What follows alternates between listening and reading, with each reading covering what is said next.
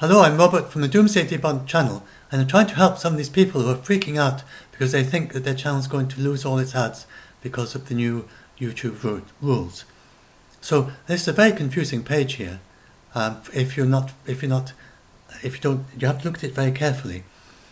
This is what you come to if you click through and the advice that YouTube gives as to how to decide. So you come down here, and the first thing seems straightforward. Children are the primary audience, or children not the primary audience, but it's still directed to children. And it says, but what is speaking them out, it says based on the factors described below. And then you should consider various factors to decide whether it's made for kids, including, and then they go down there and they see that it says, for instance, whether it includes animated characters or cartoon figures. So then people buy and say, oh, I've made a cartoon, I've got cartoon figures, even anime or something, and they buy that the algorithm is going to go through and classify that as being for kids. Now, it shouldn't do that. So if it does that, it's made a mistake. But then you get these people who start saying, but I produced this video and it's actually animated, it's actually animations for, well look, I mean, they're some of his, they look like children's videos, but they're not really for children. And but he looks at old toys and things like that, and so it is got misclassified as being for kids. So this just means that the algorithm is at an early stage. As you'll notice, it's still got ads on it. This is one of them. So it's got an ad on it.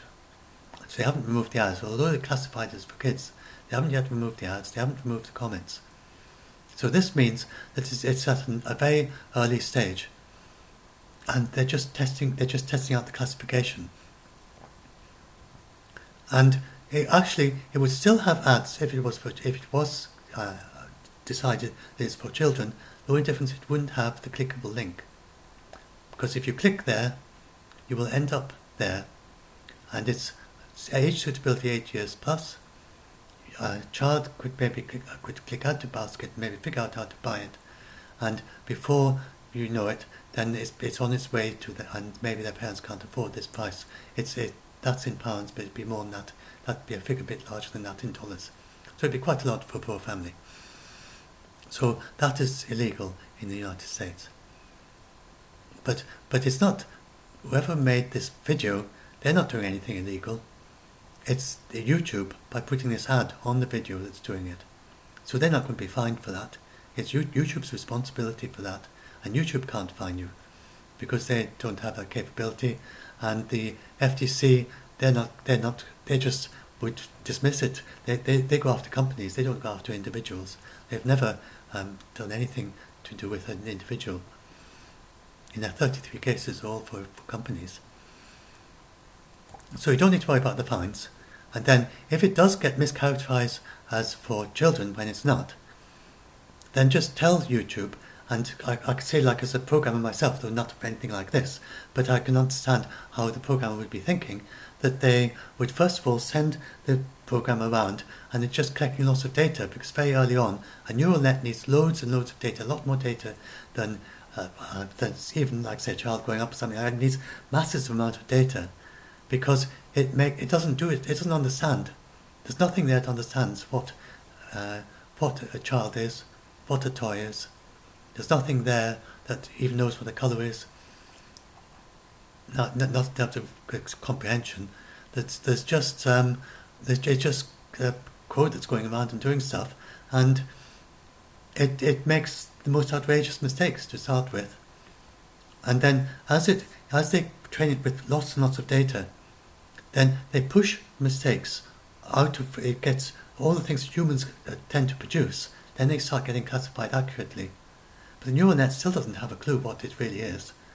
And so, for instance, Google Images got really, really good at this sort of thing. And suppose Google Images was classified something as a ski jumper, and it got all the ski jumping images right, and all the things that weren't ski jumpers weren't classified as ski jumping. At that point, it's reached its perfection, as it were. But now, if you take that, and then you put it through, and you try and figure out what else would be classified as being a ski jumper, and you try and find the simplest thing that you can put as input into this neural net that'll come out as being a ski jumper, And you get a strange thing with just sort of lines and colours all over the place that don't even remotely look like a ski jumping human being. But for the neural net, it's indistinguishable. So that's how they work. They push all the uncertainty and confusion out of the things that human beings classify. And so it gets very good at classifying things that human beings upload to YouTube. It will get very good at classifying those correctly. But still nothing there knows what a child is, or what a toy is, or anything like that. And it would classify some strange video with random sounds and noises and weird shapes going all over the place and flashes of colour and something. And it would say that is designed for kiddies. Another one that to our mind looks exactly identical, they would say is for adults. So that's how it works. So you've got to, they have to train it. And to train it, they need lots and lots of people saying, this is not for kids, and this is for kids. So if you then complain to YouTube, you're part of the input for that algorithm. So you'll be telling the creator, the designers of the algorithm, they'll feed it into the algorithm that this is not for kids. And then, but of course, a human being at this early stage, which it's at now, a human being would have to go and look at the video and then say and check. They wouldn't just take your word for it, it's not for kids. There'd be some people checking that, or at least checking most of them, or some of them, and eventually only a few of them. But there would be checks to make sure that people are reporting correctly when it's not for kids. And then the human would just need to take one look at this channel over here, and it's absolutely clear that everything there is not for kids. So all he has to do is to do a report and get attention to a human, and as soon as a human being sees his channel, then they'll just tell the algorithm, none of these are for kids. And then the algorithm can then go zip through all those videos and use all those to train as being a not kid video. And then in the future it'll be much better at classifying such videos as not being for kids. And the bit, so this is the bit that was collapsed, and it says that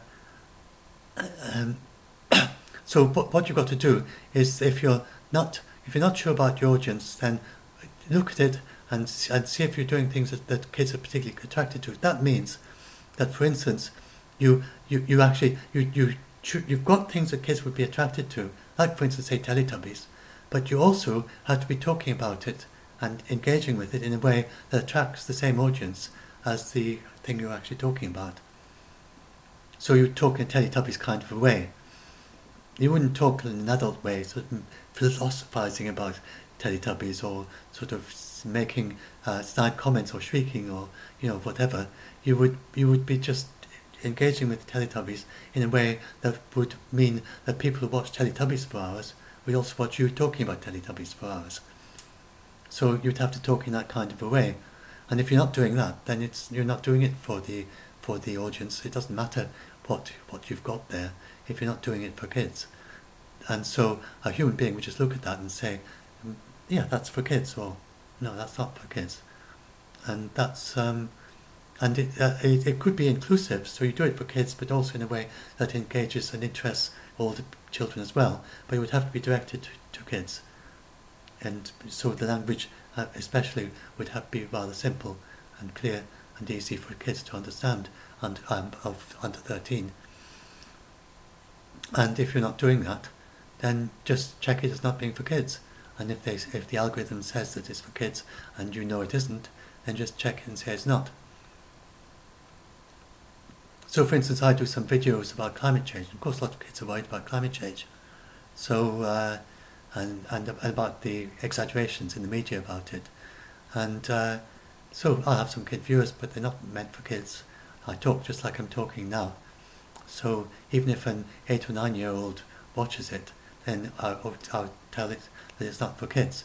I don't actually have ads on my videos. It doesn't make any difference. If you don't have ads, it doesn't make any difference anyway. But if you do have ads, then you will still be able to run the ads, but you will have somewhat less revenue, probably. And hopefully that means you do make more videos. Anyway, never mind. And that's what I wanted to say, just to hopefully clear up and help some people who are freaking out about this, and also some people who are worrying that the people who make the videos they enjoy are going to stop making them. And but there may be teething problems early on, but just keep telling YouTube that it is not made for kids if it isn't, and then eventually the algorithm should get it